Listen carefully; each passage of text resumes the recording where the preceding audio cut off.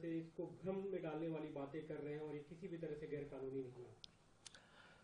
देखिए, पूरे देश को भारतीय जनता पार्टी के इस दोहरे चरित्र और धोखे के बारे में जानना चाहिए। और मैं ये बात क्यों कह रहा हूं, इन्होंने खुद ने 2009 के अपने मैनिफेस्टो में क्या लिखा है, पूरा देश इस बात को देख ले। 2009 के मैनिफेस्टो में बीजेपी ने खुद से लिखा है कि वो के रहमान कमेटी की रिपोर्ट को लागू करेंगे, उनकी रिकमेंडेशंस को लागू करेंगे।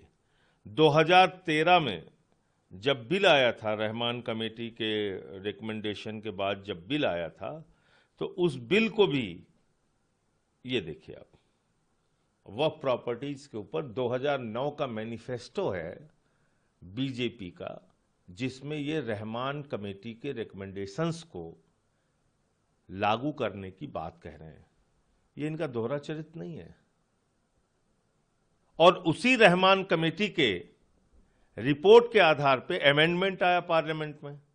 अब पार्लियामेंट में अमेंडमेंट आया तो उनके सांसदों ने, मैं नाम लेके कह रहा हूं, सुषमा स्वराज जी ने उसमें हिस्सा लिया डिबेट में, उसमें हिस्सा लिया मुख्तार अब्बास नकवी जी ने, उसमें हिस्सा लिया शहनवाज हुसैन ने, और इन्होंने तो सपोर्ट किया बाकायदा।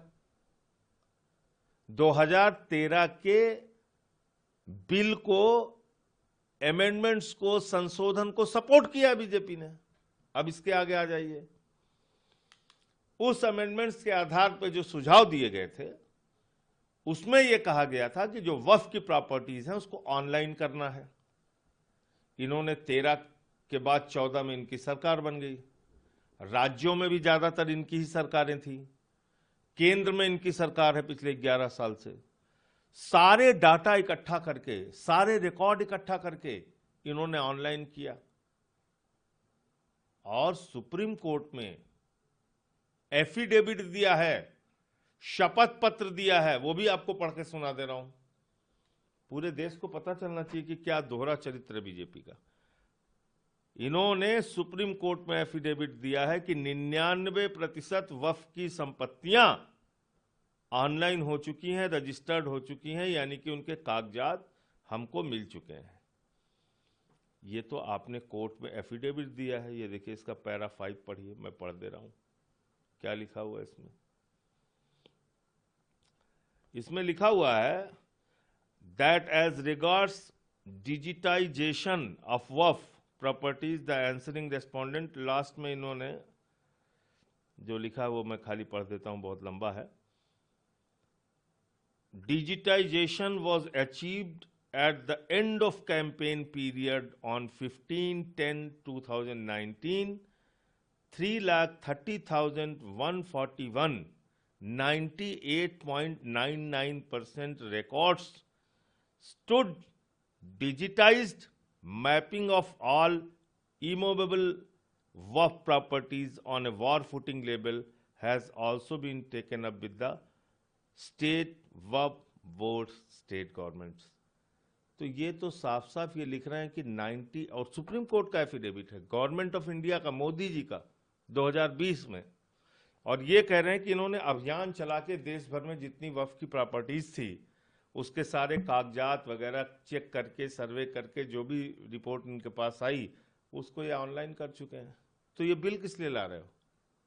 देश में नफरत फैलाने के लिए।